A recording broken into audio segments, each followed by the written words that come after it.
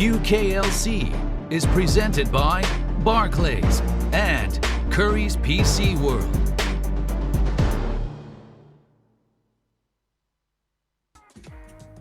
Hello, ladies and gentlemen, and welcome back to the UKLC Week 2, Day 1, where we're gearing up to get ready for our second match of the day, which will be Munster Rugby Gaming Academy taking on MNM Academy. Now, both of these teams won a game and lost a game last week, and both of these teams actually lost to some of our stronger teams as well. So for us, it's a question of kind of figuring out some of these power balances here for them. Munster lost to London, who...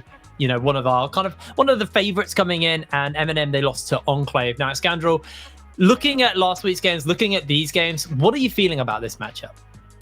This is going to be interesting. I think it's actually going to be fairly even between MNM and Munster Rugby Gaming Academy. I actually think there's some names that we want to keep our eyes on. Specifically, one of my favorite top laners from the UKLC, Aragon. He's like an absolute meme lord on Twitter. He's one of my favorite players. So I'm really excited to see him back into this level of competition. And No Name in the jungle for Munster Rugby Gaming Academy. Talking to some people, I was told to keep my eyes on this guy. He's an up-and-coming player who genuinely has the potential to really pop off. And I think what we're seeing from a lot of teams is focus does come onto the jungler at this level of play. We saw from Alex, he's incredibly talented. And I think No Name is one of those players that has, a similar kind of vein of skill to work with. Other than that, there's a lot of names that I just don't recognize. And, and that's really exciting for me as well, because it shows how much talent has developed in the UK League of Legends scene from, and I'm grandpa of the UK League of Legends scene. I've been around for donkey's years. So obviously it's difficult for me over the years to keep up with all the names. And I genuinely sound like an old person when I say that. But honestly, it's so exciting to see players coming in at this level of competition that I have not yet seen on the stage. And that is what the UKLC is all about. It's about fostering sort of up and coming amateur UK League of Legends talent.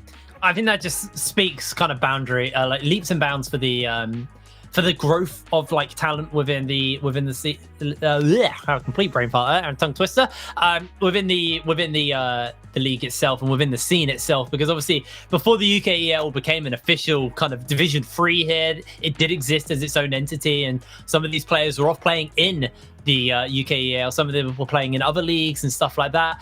For me, you're talking a little bit about No Name in the jungle. Garanika is actually MNM's jungler, and he's the one who's really caught my eye last week. Yeah. He had some really, really good games. So Garanika's, for me, someone I'm also going to be watching. But I'm glad that you've talked both about top and jungle, because for me, in these games, Aragon and DBL, also another matchup that I'm really excited about.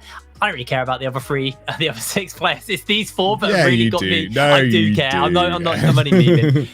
But for the 4 players that have really caught my attention, it is going to be the top and jungle matchup. DBL versus Aragon is going to be a very interesting one. Aragon, like you said, he's been kind of playing around for a while. He hasn't really broken through. We did see him obviously in the UKLC in the first iteration of it back last year. And it's nice to see him come back and be playing on, a team who has been around almost as long as you have, if not longer, in MNM. And with them having an academy team, and now gives this organization the ability to kind of foster some of their own talent. So I'm going to be interested to see what these jungle matchups are going to be. I don't think we're going to see that Graves again. I know Garanika really, really likes the Graves. Yeah, I actually was talking to Orcs, who obviously was the usual and more prolific color caster that we have on the UKLC, and he was talking to me about these 2 teams, and he was saying MNM, he feels MNM are quite hard to read as a team right now, because they got their win obviously versus Bulldog, but then they had a really rough game. They got stomped by Enclave, and he was actually saying that he felt like Garanika maybe had some question marks above him, whereas obviously with Munster, I do believe No Name is an up and coming jungle talent. So again, this is, I think, what we really saw from the previous game was a little bit of jungle diff. Maybe it's going to be a bit of jungle diff in this game as well. I genuinely think the UK's got a lot of jungle talent that's on the way up. So the UKLC is kind of that grounds for junglers to prove what they're capable of. And often jungle diff can be the most debilitating difference for the team on the worst end of it, because they can just take over games very, very quickly, especially with the way the jungle meta is right now as well. Now, with Gadanica, obviously he did have a pretty rough game versus Enclave. He did get walked through. He played actually in the play-in stage, not the play-in stage, the qualifications on a different team, and I can't remember. I'm really sorry, I can't actually remember what team he was playing on. But Gadanica, when he has a good game, he has a really, really bloody good game. Unfortunately, when he has a bad game, he does have a bad game, and that speaks to my heart. I'm a coin flip player myself. He's a coin flip player, and you know, good Gadanica is devastating. Bad Gadanica is somewhat devastating for his own team. Now, we'll be loading through into picks and bans shortly as we do get geared up for that. We are going to cut to a quick break, and when we're back with picks and bans for our second game between MNM and Munster. Don't go anywhere. See you in a second.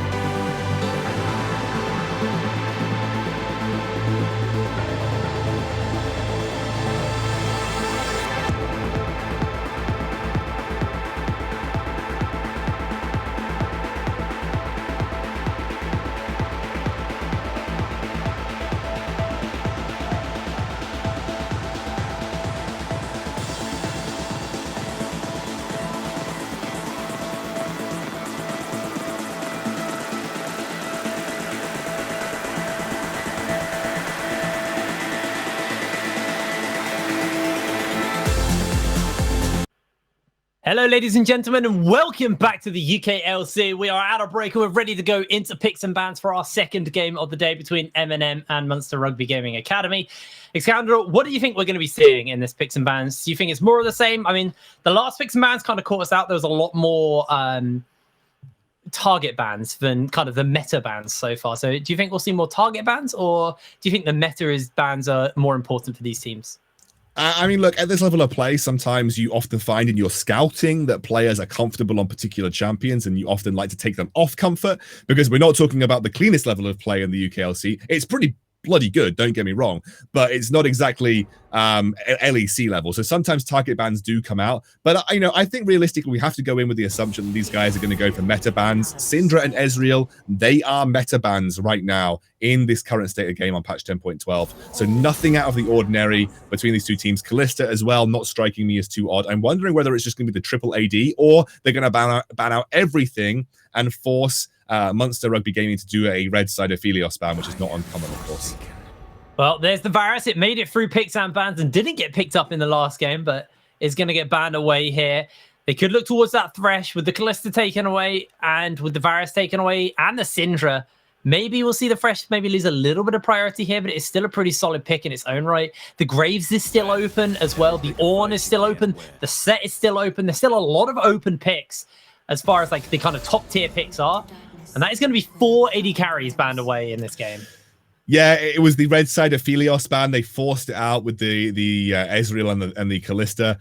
It does mean that the AD carry pool is quite open now in terms of what you may want to go for, what you might want to pick. The Graves first pick would make a lot of sense. Gardunica, like you said, this is a pick that he likes to play. And as well at this level of competition, you talked about it, Graves has been very high priority. Jungle diff is a big thing at the UKLC level. You know, you can really stomp, and that is the Nidalee return pick. I love it. We talked about the Graves Nidalee meta. Nidalee is a jungler that can keep pace in terms of clear speed, has great dueling potential. This will be an explosive matchup.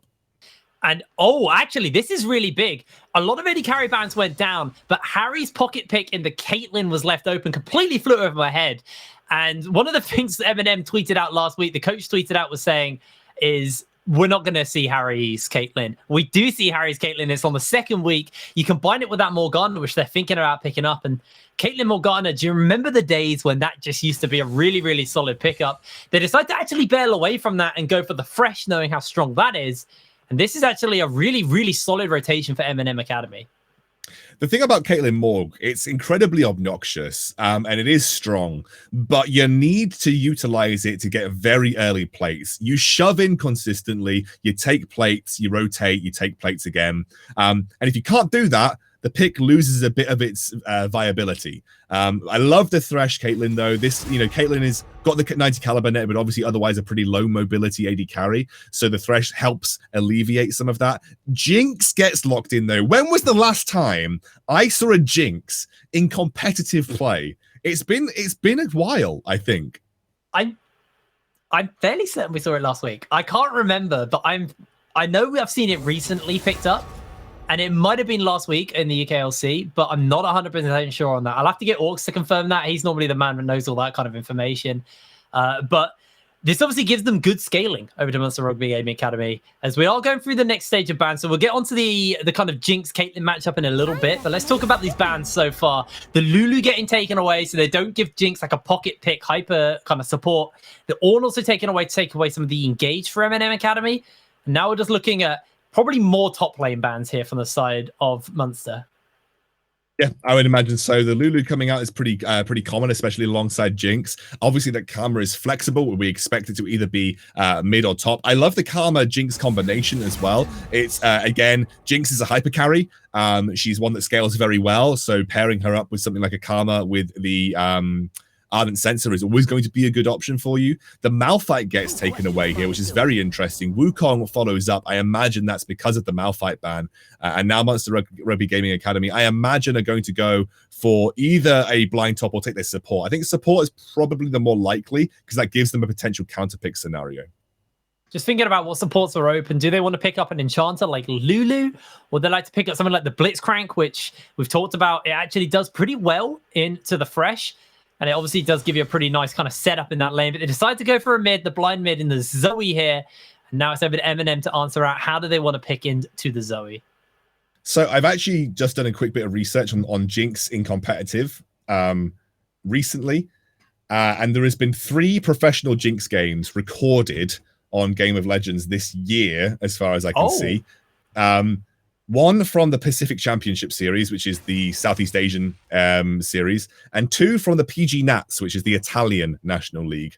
So we have not seen a lot of Jinx at a competitive level. Now, I don't think Game of Legends records UKLC stuff. I think it's just NLC. But that's all I can find for Jinx at competitive play this year, let alone sort of across the couple of last few months or whatever. So it's obviously going to be an interesting one here for Munster Rugby Gaming Academy. Harry has locked in the Twisted Fate for Van Gogh in the mid lane, and we've got a very strong blind top laner in the form of Renekton going over to Eragon. It's a pick that we know that he plays well, and it would be difficult for Munster Rugby Gaming Academy to pick something that would do incredibly well into that.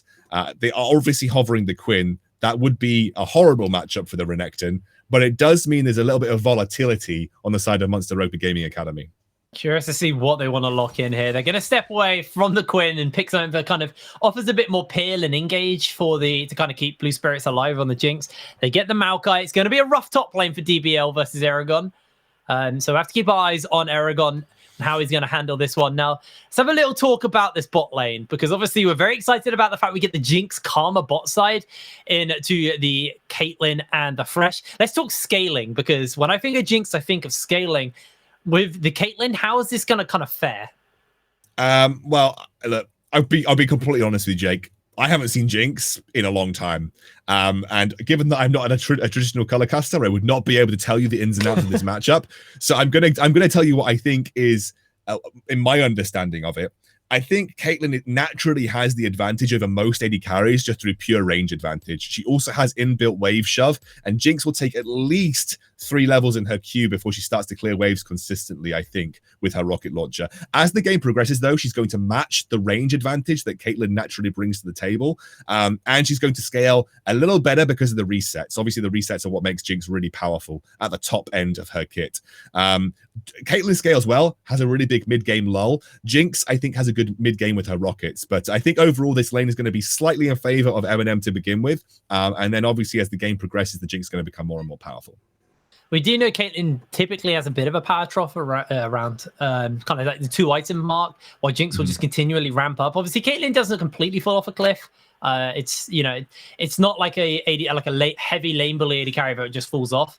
Caitlyn will still be somewhat relevant, and obviously does have pretty decent scaling herself. But like you said, the Jinx does just continue to ramp up. Now, this top lane, the Renekton versus the Maokai, is going to be a pretty hard one for DBL, as you expect that Aragon is just going to be really, really aggressive to push into him, but it's dependent on what No Name can do, because if No Name catches Aragon overextending in the lane, there is potential for them to get something going in this top side and deny Aragon any kind of opening in the lane, because Renekton is a champion that, as the game goes later and later, starts to feel a little bit more and more irrelevant, while Maokai, the later the game goes, providing he's not getting hard stomped, he should still be pretty useful for his team. Yeah, I don't think it's clear cut about the scaling. I think that Caitlyn does scale well, as does Twisted Fate and as does Graves. So I don't think it's quite clear cut when it comes to scaling. But there are 2 things that I'm going to keep my eyes on this game, and I encourage the viewers to do the same. I think the Nidalee versus Graves matchup is going to be incredibly important. No Name on that Nidalee. If he can shut down and put pressure on Graves and keep him under her thumb, then we're going to be looking at a very different Graves from the game that we saw previously. I also want you to keep your eyes on Vango, on this Twisted Fate. What impact can he have in the bot lane? If they are able to get good Twisted Fate's ultimates off and get good bot lane 4-man tower dives, potentially even 5 with the teleport from Renekton, we could be seeing a Jinx that is put so far behind that it won't matter about the scaling. I'm looking at Vango. What impact can he have bot? Are they going to be able to utilize that and then use that to take plates and neutral objectives in the early game? If they can start that neutral objective scaling, start that rolling early on, I have faith that the MNM composition can deal with this game very quickly. It's all going to be on Vango, and it's all going to be on that Nidalee versus Graves matchup. I think are going to be the 2 most important things to keep eyes on.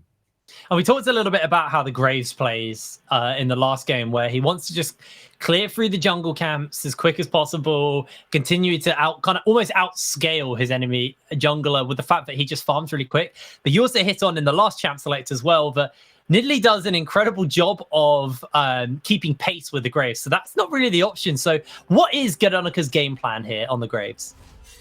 Well, I think you try and play your game plan as you normally would, but a lot of it is going to be about maintaining good vision control and potentially hoping, or at least with your lanes, maintaining good priority in lane, especially mid. That's the unfortunate thing here for Vango going into Zoe. I think Zoe generally has good priority in mid lane, but your top and bot should be in your favor. If you can maintain good priority in those lanes, it's going to be much harder for No Name to effectively invade without many repercussions. And I think if you can maintain good vision on the entrances to your jungle and in the river, and you can maintain good lane priority, you just play your normal Graves game plan. You do not want to get locked into a duel with Nidalee. One of the worst things for a jungler going up against Nidalee is when Nidalee invades and catches you at a camp. That's like the worst thing that you can have going into a Nidalee. And so that's kind of what I'm keeping my eyes on here, Jake. All right, well, it looks like they're both starting up on their blue buffs apiece. We'll see whether or not No Name wants to go looking for the Gaddonika or not. As once again, his name is a massive tongue twister, and every game it gets me. Gaddonika. Gerdanica. It's hard to say quickly and in the middle of a team fight. Me and Orcs found this out last week. Pretty hard. Can you just call him Gad? I could just call him Gad. But it's a good name. Gardanica's a good name. I like it. I'm curious. I'd like to ask him where he got it from, actually. Me too, actually. That's an interesting one. Can we just call him Big G? The G-Dog. Oh, dear. So this is good. Priority in bot lane. You got priority in top lane. Graves is now heading bot side jungle. Nidalee is starting blue, rotating top. So Graves is going to have a free first clear, which is great. That's exactly what he wants. And also he's going to have the protection of his bot as well. Obviously, I think Vango's keeping pace in mid lane. He doesn't get absolute priority versus the Zoe. But this is where the Graves wants his safety. You know, he wants to be able to get that first clear off for free, and then he can kind of work from that position. It's about whether the Nidalee can make ganks happen or punish the Graves. But right now, he's in a good spot to get sort of a good first early rotation, which is kind of what he wants, I think, if you're in Gardanica's shoes. Actually, just having a little look at the minimap. No Name is currently up in jungle clear. He's doing his last camp now, so he's a bit quicker on the pace of the clear over G-Dog. Obviously, Are we going with G-Dog now? Bro, let's do it. We're committing. The big G. It looks like he actually might be looking for a play in the bot side here. Hook goes out by Dreampie, goes a little bit wide, but in comes the big G. The flash, the flay. Blue Spirits is ignited, and Gardanica will slide in. The first blood's picked up by Harry. Blue Spirits goes down. Yeah, they just didn't have vision in the river at all. I feel like they didn't know where Graves was. They weren't tracking Graves in any way, shape, or form. My initial instinct tells me that Munster Rugby Gaming Academy believed Graves to be at Krugs and were timing it as if he were at Krugs. He just kind of caught them off guard, didn't go for Krugs, obviously came down for a gank, which you wouldn't expect from a Graves, and Blue Spirits unfortunately just got caught a little bit too far forward in the lane. Just a little bit of a bit. Yeah, lands the spear onto Aragon. Aragon does get the stun off in response, as they do get a lot of damage onto Aragon as the spear is flashed away by Aragon. He just about gets out of that. That was close. Oh, that was very clutch. Very clutch. Aragon could have quite easily gone down to that final spear there. He's going to have to teleport back in. That's one of the powerful things that Nidalee provides over Graves, is that her ganks are a little bit more self-coordinated. Graves requires some setup, whereas Nidalee, if she just lands a spear, that's it. She's going to be able to close the gap and put a load of damage down. And that's one of the things that obviously No Name will have going for him here. But this is a good start for the game. If you are MNM, Graves has managed to get the ball rolling on the bottom side of the map. You've managed to put a little bit of pressure onto Jinx, who's starting to fall behind in CS ever so slightly. And you haven't given anything up to the Nidalee as of yet. And you can see, look at the vision control in bot side river now. I mean, Vango's got a deep ward down. There's a control ward there. They've got the river scuttle open. They're just keeping tabs on where No Name is going to be. And as long as they know where No Name is, that's the safety that Gardanica requires.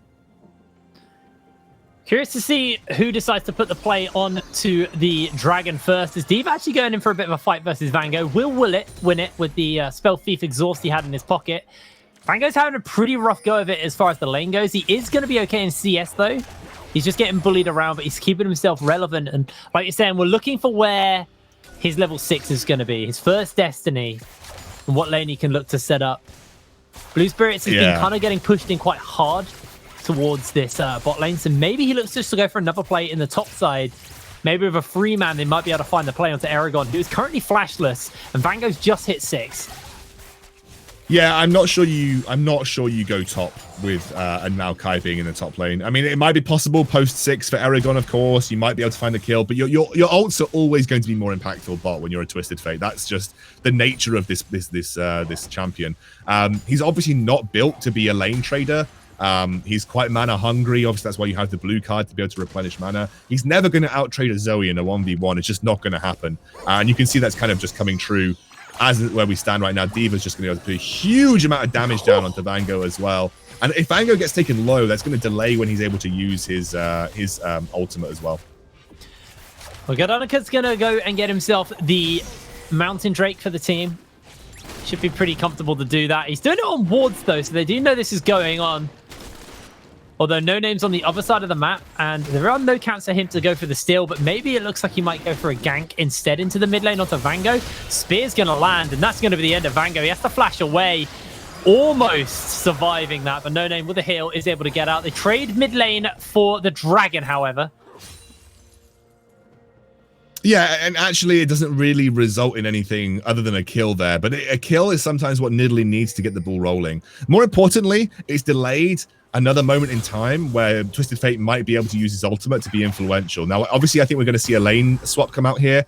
We're looking for an 8-minute early Rift Herald take. I think Twisted Fate will be back in play. We have teleport's not available for Eragon, so that's one thing that we're going to have to be a little bit concerned about and a little bit aware of, is the fact that Eragon, if he goes bot and commits here, DBL has got teleport. DBL will be able to join the Rift Herald fight if there is indeed one, whereas that will not be the case for Eragon. So that's something that I think MNM are going to have to be very conscious of when going for this potential Rift Herald play. But I do like that Munster Rugby Gaming Academy are very well aware of that swap coming through, and they are already on the other side of the map to meet them. It looks like in this game, Munster feeling a little bit more comfortable to go for that fight around the pit, or at least contest the objective. However, you do need to keep in mind that Blue Spirit's down a level, should probably catch it off this wave here for himself, but if you take a look at the items, he's got himself a coal and a dagger into Harry, who is now running with a pickaxe and a BF sword. So there's so much flat AD on Harry on this Caitlyn. Blue Spirits is going to really start to struggle, and actually he didn't hit 6 off that wave, so Blue Spirits is actually a lot further behind than I thought he was there. Yeah, he has been obviously zoned away from quite a lot of experience. Looks like it is going to be the Rift Herald start. Unfortunately, No Name is on the other side of the map right now. He is making his way over. Will he be there in time? No one else committing here. It's only G'dunka going for it by himself. I just think they're going to give over the Rift Herald. Looks like No Name just going to farm up at this point. Although, he actually is slowly sliding down. Okay. Making his way over. G'dunka's pretty low, remember. And Diva's also making his way forward. They got double smite here for Munster, so they can actually try and get this. I didn't see who picked that up. It was G'dunka. He's already got pretty low, though. Diva looks to chase him down as the spear will connect onto Harry, and No Name's coming in. Diva's got a flash. The Mega Inferno Bomb's going to land. He gets flashed away. Diva now closing in. Comes in with a flash himself. Gets caught out by the gold card. That's a big ace in the hole. Eaten up by No Name.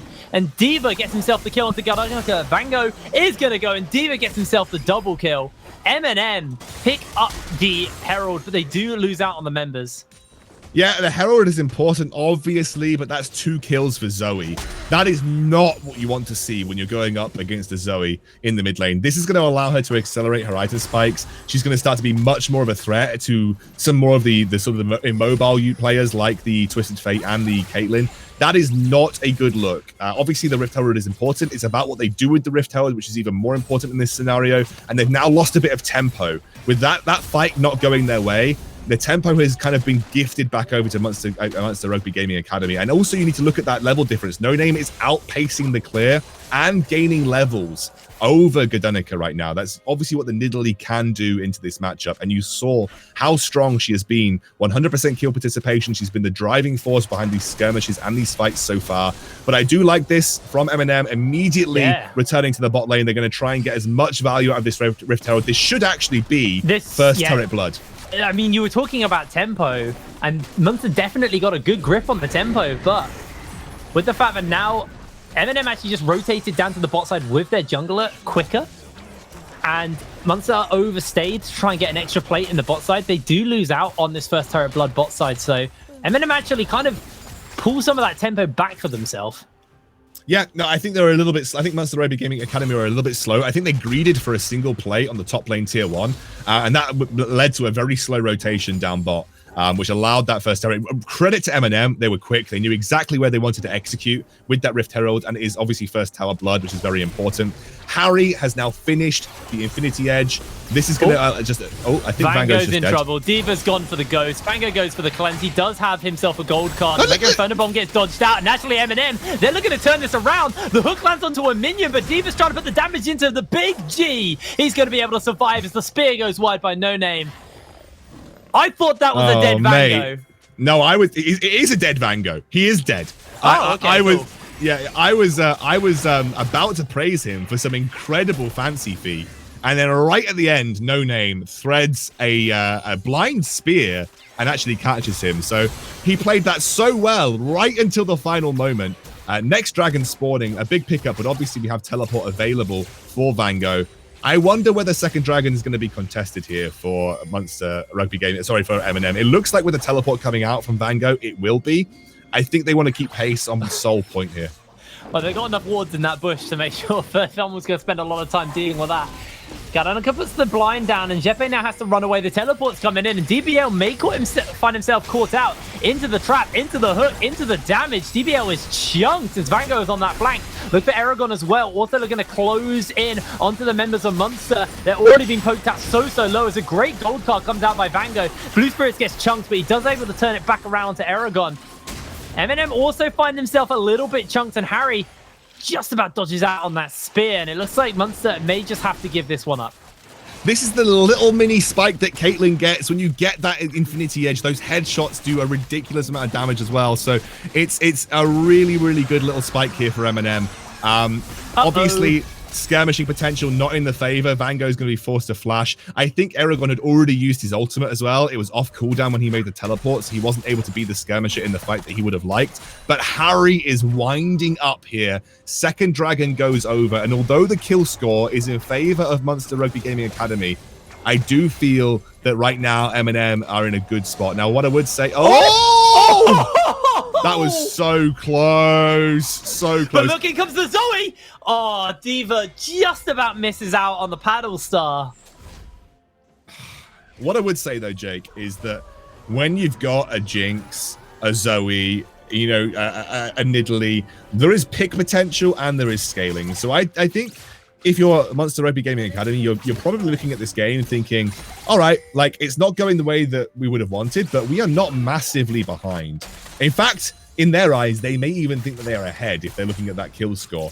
So this is a fine position for Munster Rugby Gaming Academy to be. But like I said, I don't think the scaling is clear cut. But what I would say is the single target poke potential and the single target pickoff potential is so strong from Munster Rugby Gaming Academy. And I don't know who tanks that kind of damage and that kind of single target pickoff, apart from the Renekton. And he's not exactly going full tank. So I feel like there's going to be moments in the late game where one member is just going to get absolutely obliterated for MNM.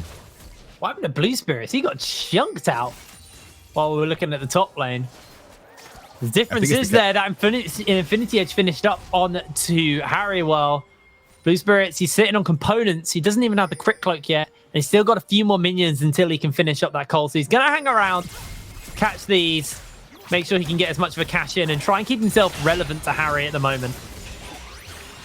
Yeah, I mean, Harry's just that. I think when you talked about the chunk there, that was just Harry winning the trade with the Jinx. One of Jinx's biggest trading tools is her ultimate. If she doesn't have that available, she actually doesn't win many 1v1 fights versus other AD carries. She's one of those AD carries that functions incredibly well in teamfight situations, but she's not exactly the most prolific in 1v1s. Whereas Caitlyn, she can proc headshots, she can lock you up with CC, she can slow you with Caliber Net, and she has the execute potential with her ultimate. She's much better in 1v1 scenarios than Jinx, especially at this stage in the game. So I think, you know, if Blue Spirits gets caught out by Harry in a 1v1, he's just going to lose that every time. Oh, No Name actually gets destinied onto, flashed in by the big G. Ace in the hole's going to go down, and No Name's able to buy some space. The collateral damage just about does a bit to No Name, but not enough to kill him.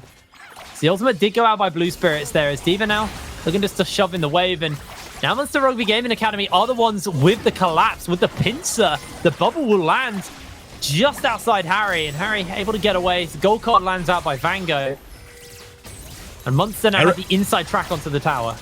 Aragon is just taking the top lane tier 2 though, by the way. So even though this tower is being pushed on, Aragon's just like, hey, look, I'm looking to try and take a free tier 2 in the top in the bot lane. So he's going for this tier 2. And if no one responds to it, he might even just get a free tower off that little engage here. And I think he's going to be able to do so. I don't think Diva's quick enough. No, and Aragon, that's a fair amount of damage. Diva's still got the flash, though, so should be okay. Playing a little bit with fire, putting his head in the crocodile's mouth. But in the meantime, they committed to the bot side of the map, and they've let the Rift Herald go. This is the kind of pace-setting play that MNM need to continue to pressure and get the advantage before, you know, the scaling starts to come into effect from Munster Rugby Gaming. But like I said, I keep talking about scaling. The scaling is not clear-cut, I don't think. I mean, I'm obviously I might be completely wrong in that respect, but obviously, I do think there's a lot of good scaling on Munster Rugby Gaming Academy, but I do also think that it's not exactly like MNM fall off a cliff. But what I am saying is that pace setting play is important because it's going to, again, just try and slow down the Jinx, try and slow down the Nidalee, try and slow down the Zoe as much as you can. That's one basic attack on that turret in the mid lane, by the way. So this should be a mid lane turret take from Munster Rugby Gaming Academy. Yeah, Blue Spirit should feel comfortable with the Rockets to step up and grab it. The get excited means he's able to get out as well. They do have that Rift Herald, and the Cloud Drake will be spawning up somewhat soon as well. So MNM Academy may be looking towards that. So there could be a potential for them to set up for a pretty early Cloud Soul. Aragon was just trying to delay the back for D.Va there. He actually used his Blade of the Ruined King proc in that particular little engage. I think just stopping the back from happening without getting too close. Look at Harry just... Harry's damage right now is very strong, and that's that 1v1. Blue Spirits just cannot contend with Harry, even though he is up in levels. The ultimate comes through from Twisted Fate. They need to make sure they stand on Blue Spirits. The Destiny onto the flank there. Vango actually just looking to join his team. He doesn't want to overcommit, and it looks like Munster are just going to get this Drake. It looks like a trade of objective here. They may just lose their mid lane tower. However, D.Va is trying to come forward. They will lose this tower, and it actually looks like MNM have this inside crack, so they may look just to try and get a second charge out here. Maybe even a second tower. Yeah. But I don't think they can. The wave clear was there by D.Va to clear out the minions, so it will go down. But Aragon, every time a play is getting made, Aragon is on a tier 2 somewhere on the map. Yeah, absolutely. He's not going to commit. He's not going to greed for it, but he's already done the damage necessary to make that an easy target in the future. Aragon playing split push so well in this scenario, and that's what Blade of the Ruined King Renekton offers you. Not only offers you really good 1v1 potential, it also allows you to be much more effective at taking turrets because of that increased attack speed. Jeppe actually going to force the flash out of Dreampire here. D.Va trying to go aggressive onto Vango. I've been really impressed with the lanterns this so far from Dreampire, by the way. A lot of them have been incredibly clutch, like really clutch at keeping his team safe. Third Dragon is important, by the way. Hiprain, you did mention it. That's an important one to deny, because now Dragon Soul is going to be a little bit longer. If MNM are the ones that continue to sort of take this game by the reins, it will be a little bit longer before they can secure that. And Cloud Soul, even though it might not be the most impactful, is still a soul at the end of the day. And actually is very good for people like Aragon, for instance. So at the beginning of the game, we were talking a little bit about these junglers and how, you know, No Name is going to be able to keep pace with Gdanika on these kind of jungle clears. No Name is currently up over Gdanika with the fact that he's got those 2 kills and farming away pretty happily here on this Nidalee. How do we feel the kind of state of the jungle is gonna be as this game's now progressing beyond that 20-minute mark? I think both junglers have had a good game, but I have been thoroughly... That was a nice hook, actually, on the D.Va. Dreampire might be dead here. Hook's coming in. Blue Spirits has got the damage. Jeppe almost gets the tether, but a great gold card by Vango means that Jeppe can't actually sink the damage in. I'm not totally certain on what that play was about for Dreampire. Let's just leave that one as it was. I think he just overcommitted to a situation that he didn't need to be in.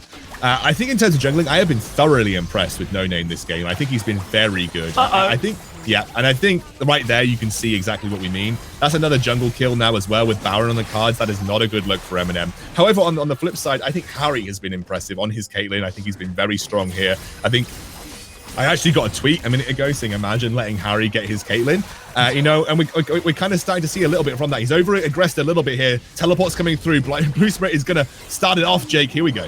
We're looking for the fight. It's D.Va very low. Blue Spirits is just going incredibly hard on the front of the fight. Meanwhile, Vango and Aragon looking for that opportunity. They're going to root him in place. Blue Spirits gets the shield on. Looks to try and put the distance out. He's in for so much damage as they trade out there. Vango's going to live. Jeppe touches out on the hooks. And Aragon is running amok through the fights. The spear lands by No Name, but they can't commit anymore.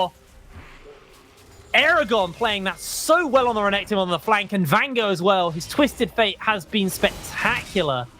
I mean, that was his first kill of the game. That's the first kill of the game. But I want to note how his wild cards were placed. He just waited for the 2-for-1. He waited for the really easy 2-for-1 once Zoe bounced back from her ultimate. That was really clean from Vango. And that's a fight that they needed. The unfortunate thing is they are so low, they can't convert it into a Baron. That would have been the icing on the cake from that play. A win like that is so important that you convert it into the Baron. But nonetheless, it's important gold going into important hands. We've got 2 items for Caitlyn. We've got 2 items now for Twisted Fate as well, with the split push Twisted Fate being brought out, by the way, Jake. It's the Lickbane. How do you say Lichbane? Lichbane, right? Lichbane. Lickbane. I know. I don't know why I asked that, because it's quite clearly Lichbane. But for some reason in that moment, I decided to second guess myself. It's everyone's favorite D&D villain, the Demi-Lick.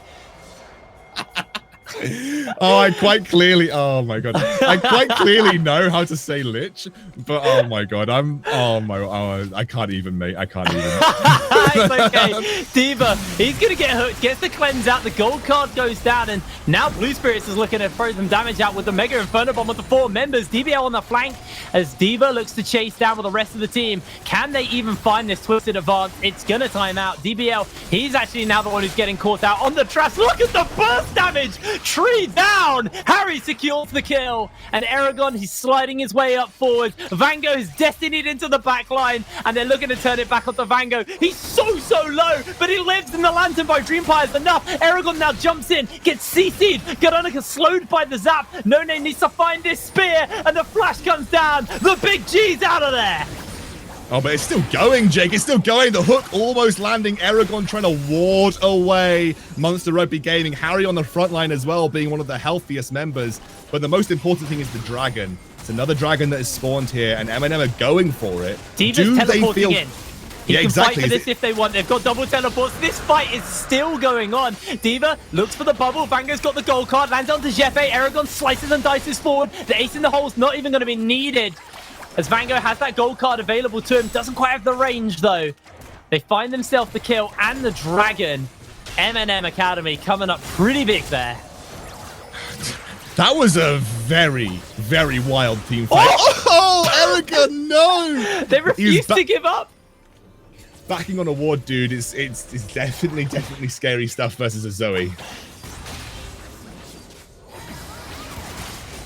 All right, well, what can Munster Rugby Gaming Academy turn from this? They've managed to keep them low. They've poked them out a lot.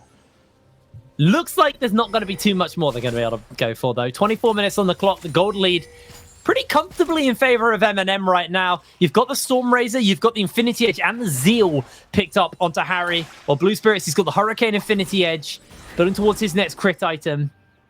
I don't know what Jinx goes anymore, really. Maybe Essence Reaver for mana? Maybe Phantom Dancer for survivability? I imagine she'll Rapid go... Fire. Yeah, I imagine she goes maybe Rapid Fire Cannon. I think it's probably just...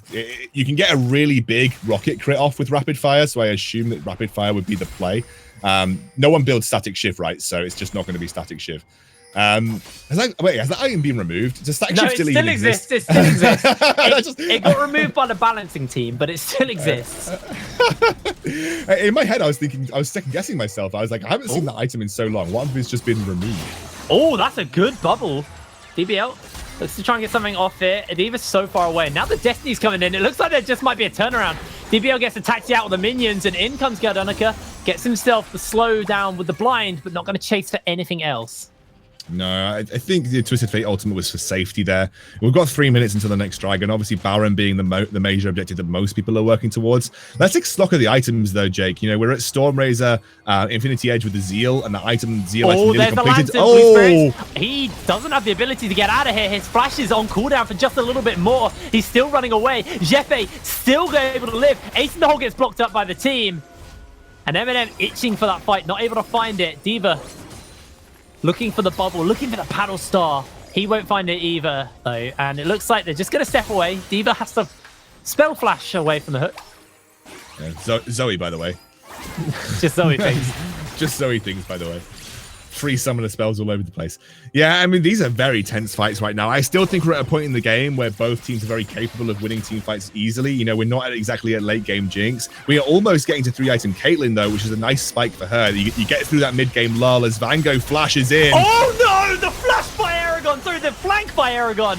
So big. Teleport's coming in, and the tree man's in trouble. Gonna try and taxi his way out. Gets himself the ultimate down to pin a couple of members in place, but Vango will secure the kill. Spear goes wide, and MNM once again just playing these team fights so well. The flanking from Aragon in this game has been superb.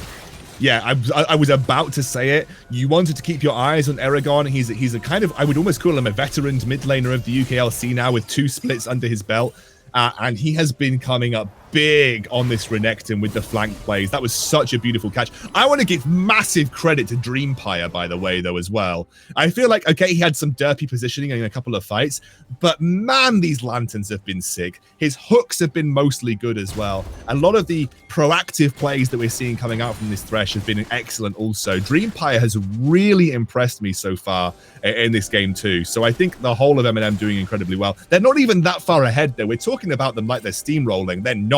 You know, we're really only looking at about a 3,500 gold lead, for almost 4,000 gold lead in favor of MNM. And although that is significant, it's not exactly game endings. There's still work to be done for this team. There's still plenty of comeback potential for the likes of Munster Rugby Gaming Academy. They're certainly trying to find a little pick onto Aragon. They got 40 seconds until the Dragon, and if they can get it, that's big. The slow goes out by Jeppe. The zap also connects. They got the tether. Aragon's just going to pop the Dominus and try and kill Jeppe. Cut through the shield like it's butter. Finds himself the turnaround in a 1v1. Yeah, now Harry getting chunked out by Blue Spirits. Blue Spirits does a lot of damage, but so does Godonica. They get themselves the slow, the bubble, the sleep, everything. No Name is able to hop away. Blue Spirits has to flash himself out there. Vango, the gold card is available, but he can't find himself his person, can't find his man. That bubble was a little spooky for Harry, but D.Va not going to connect it, and the Lantern to get him out scot-free. Yeah, that was close, but again, burning the flash on the Jinx is always very important. She's one of the before she gets a reset, mobility is incredibly low on this AD carry. You catch her out with a stun, with a gold card, she's probably going to die to MNM. It's a big summoner to get burned, especially now the Dragon has spawned. And she won't have time to back. She's not going to have time to back here either. That's a big spear actually onto Godonica, forcing him out. No Name coming up pretty big there. The bubble gets laid down by Zoe. A lot of this vision, though, still sits in favor of MNM, and they're just going to play around that. DBL, tanky old tree, though, is going to stand up, and it looks like MNM have been forced out of the Baron pit. Out of the Dragon pit, as Munster just forced the wave in mid lane. They're trying to strong arm them out of this area, out of this jungle. They're just trying to get prior mid so they can move in and get vision control of this Dragon. They're even just going to start it straight up here. And you can see it's going to be a slow process moving in for Godonica. The flashes, the teleport's coming in. They have to go right now. He steals it! He steals it!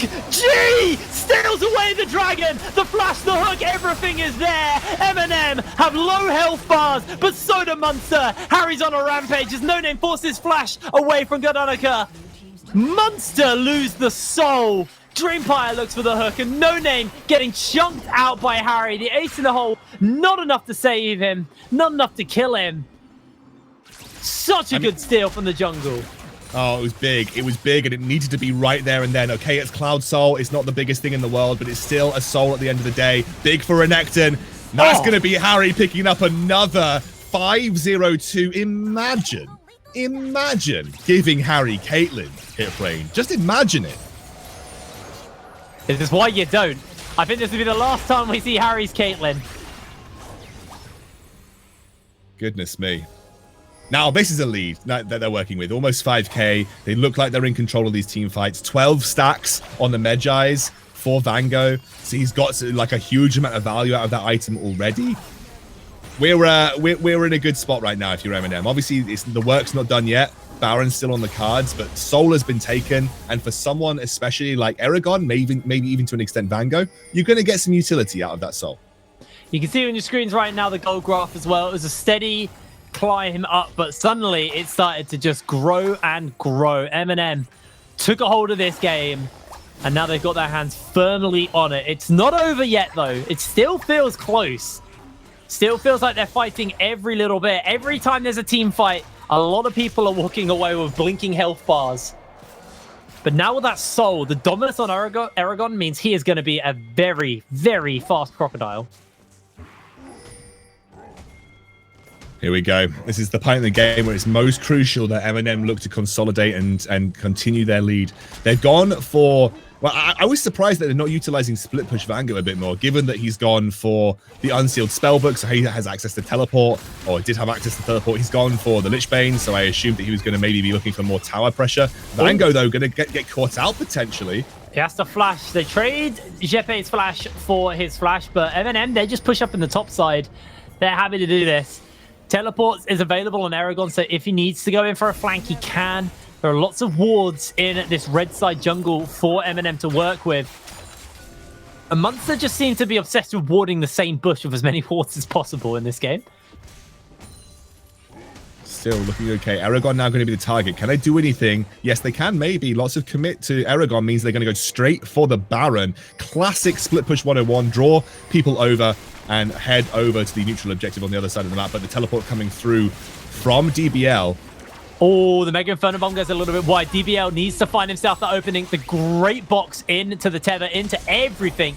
Means MNM, they just get out scot-free. Harry will take a bubble from D.Va, but D.Va will take a gold card from Vango, and he has to cleanse to run away. Munster, in the meantime, they're just going to go for the Dragon, for the Baron, while Aragon just pushes into the end of the game. He's looking for a Nexus here, an inhibitor here. MNM slowly scouting forward, but this Baron is already so low. Can the Big G steal this away? He's not even in time. He's not even close enough. They find the Drowsy as well. As DBL, he is going to get himself caught out, but Gadonica stopping the bases. D.Va will die to the burn. The teleport's coming in, and it looks like they're just going to piece out Aragon. A double kill picked up for the Gadonica. And Jepe is having to run away with that Baron buff. Should get the recall off in the bush unless Aragon scouts inside to see him. No, he won't. But this is really important because they've just lost 2 members of their team.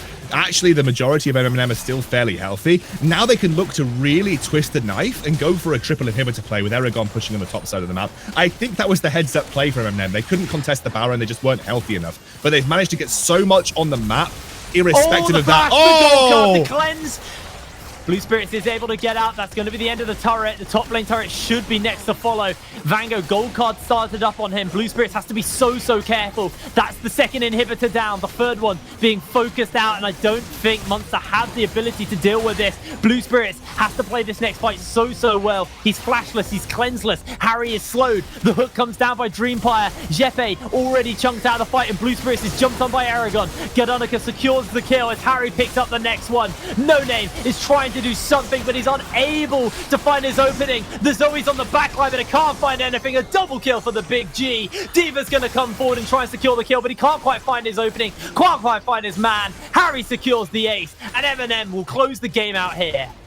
The 500 IQ Baron play where you lose every inhibitor and give up your base. It's a classic. It's a classic. And MNM, they're going to completely exploit that, and they'll take the game away here. Hitbrain, excellent performance from them, but even more so from Aragon, from Harry, and from Dreampire specifically. Gadonica came alive at the end of the game, especially, and some of those late game flanks from Vango in the team fights were excellent. But Harry on his Caitlyn, Aragon with those early skirmish flanks, and honestly, Dreampire with some of those incredible lanterns and hooks. MNM looked clean this game, dude. They were firing on all cylinders. Gadonica, maybe it was a little bit slower, but he was versus the Nidalee, so they were kind of matching in farm. There was no real kind of pull ahead, and No Name did play well on that Nidalee, but unfortunately it just wasn't enough. And Gadonica came in with that steal to secure the soul, and he didn't need to steal Dragon Baron because they just took the base instead. It was just really solid play across the board from MNM, and I doubt we'll ever see Harry play Caitlyn again after that. That was crushing.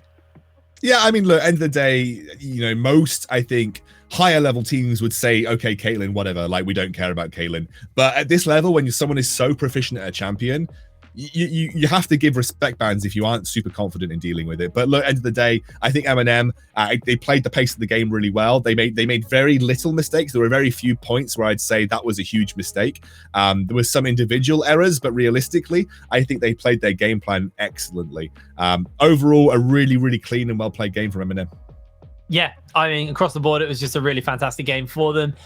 Munster, though, there was fight. I think one of the things I've really liked about today so far is all of our games have been pretty close, and both of the teams, even losing side, have put a fight up, and it's made these games super interesting. It's shown us that, even in losing situations, our teams in the UKLC are willing to challenge and fight for every bit. And sure, maybe it does extend gold leads and stuff, but that game especially, every fight, teams members were walking away with such low health bars on both sides of the teams, but it really felt like it could have been anyone's game. A few skill shots missed here, a few skill shots missed there were really what could have been the difference maker in those team fights.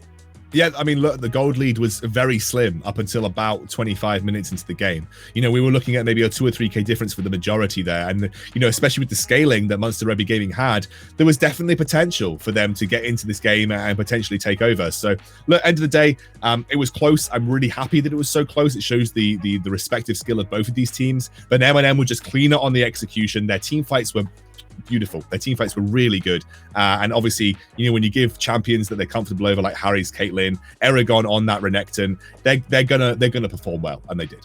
Yeah, they performed absolutely fantastically in that game. Now, we're going to cut to a quick break, and when we're back, we'll actually be back with an interview. I'm not sure who with, but I'll find out in the break. We'll see you in 2 seconds.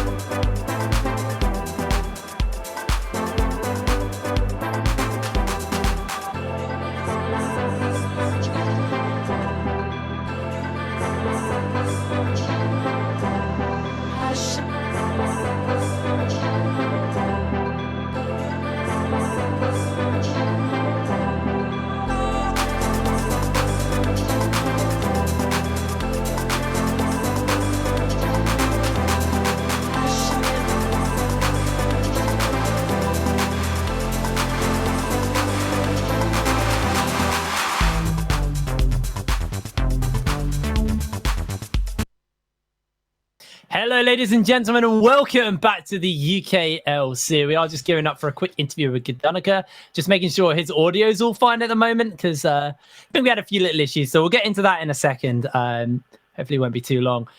But for the meantime, while we're just waiting for Gidanica to get himself set up and ready to go, Scoundrel, let's have a little talk about this jungle matchup, the Nidalee versus the Graves. How did it feel for you? I think Nidalee did everything she could. I mean, Nidalee outpaces Graves in terms of clear speed. She has better dueling potential, has better ganks.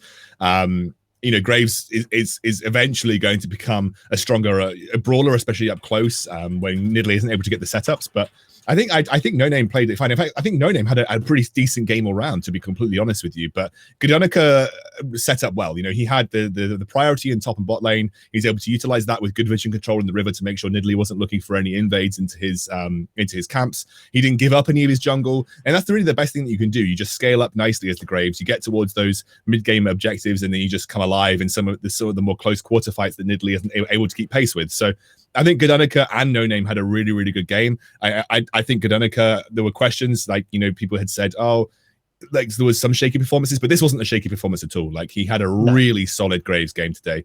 Really came alive towards the end of the game too. But I don't want to really dishearten No Name. I think he had a good game on the Nidalee too. Just they weren't able to make the team fights work as flawlessly as MNM. Yeah, well, for that, we did actually have a fantastic game for him, but I do believe we have the big G himself ready to go for this interview. Guernica, can you hear me? Hello? Yeah, I can. Yes, there you go. We can hear him. So I need to ask you, first of all, about, you know, this game in general. Let's talk a little bit about that moment where you slid into the pit and secured the soul. How was that, like, in the comms? How was that for you? It was just a bit chaotic, like it was like a 50-50 at best, but yeah, it was a bit unlucky on their side.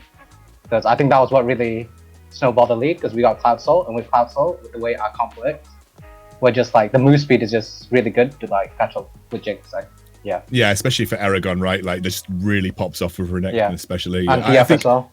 Yeah, for sure. I mean, massively. If you flank TF ult with the Cloud Soul. Actually, you probably heard us talking a little bit about the matchup into Nidalee. Talk us through the way that you see that matchup, because neither me or Jake are analysts, so obviously we're a bit of guessing work. But talk us through that matchup with the Graves into Nidalee. How do you see that going? So right now, basically, the meta is like, basically you first pick ADs when possible, or like Syndra. Like, since all of those were banned out, the next best thing was Graves. And there was nothing worth first picking, and it's not worth giving Graves for free, so you take Graves. And Nidalee is actually one of the junglers that can contest Graves in like clear speed. She's actually a bit faster on the clear. And like, her skirmish is actually like stronger if you have Fryer or mid, which Nidalee did. So you can't really force plays as Graves, you have to play more reactive against in a Nidalee matchup. But later on, if you get late enough, Graves is definitely like, as you can see in like team fights, he does more DPS in general. Yeah, so and easy to set up the DPS as well. Like, you know, in Nidalee, she requires a bit of time and distance to do so. Yeah, but I love the way you explained it, because it really felt like that's exactly the way that the game played out as well. A credit to Vango, actually. He did keep mid prio not awful. Like, he wasn't constantly under his towers. So he played really well. He had some really good TF ults. So let's talk a little bit about the moment where the Baron went down. What was going on there? Because they took the Baron, and then it was like, oh, MNM are just going to win the game anyway. What was going on with you guys there? What was your thought process when the Baron went down? It was a bit chaotic. What their comp is really good at is basically zone control, like Zoe, Karma, Nidalee. They have like long distance poke, so it's really hard. If you have no vision on Baron, it's really hard for someone to face check. Because we literally have like no tank, right? We have Graves, DF, Caitlyn, Thresh, who can't really face check into them. So we knew as soon as Maokai TP that it was fine for Aragon to just split push, so it started getting them panic. Like, as you see at the end, like, some of them were trying to recall, some of them were trying to recall as fast as possible, but some of them were caught. So they were in like a really tough spot where if they stayed to fight, Aragon would just end the game. But if they basically if they didn't like commit one person, we would win the fight, and we got 2 picks and basically got all 3 inhibs. Yeah, so they started panicking and they overextended, and we just ended the game off that because Jinx had no flash at the end. Yeah, I think one of the strengths of your team, and we kind of saw it in action there, is just how clean your team fights are. Like, you all make incredibly good decisions in team fight scenarios. And specifically, I was praising Aragon a lot for his flanks, Vango a lot for his flanks, but also actually someone that didn't get as much mention, Dreampire. I actually think he had some insanely clutch lanterns this game. I think that guy was on fire too. Do you think that team fighting is kind of one of your strengths of your team? It's something we worked on, and we're definitely getting better at. So I would say so. Awesome. Well, congratulations on your win over your game Thanks. today. Obviously, good luck for your games tomorrow. Thank you very much for joining us for this quick interview, Gadonica. Now, guys, we're going to cut to a quick break, and when we're back, we'll be back with our third game of the day. It's going to be Enclave taking on Bulldog. You don't want to miss you don't want to miss this one. We'll see you after the break.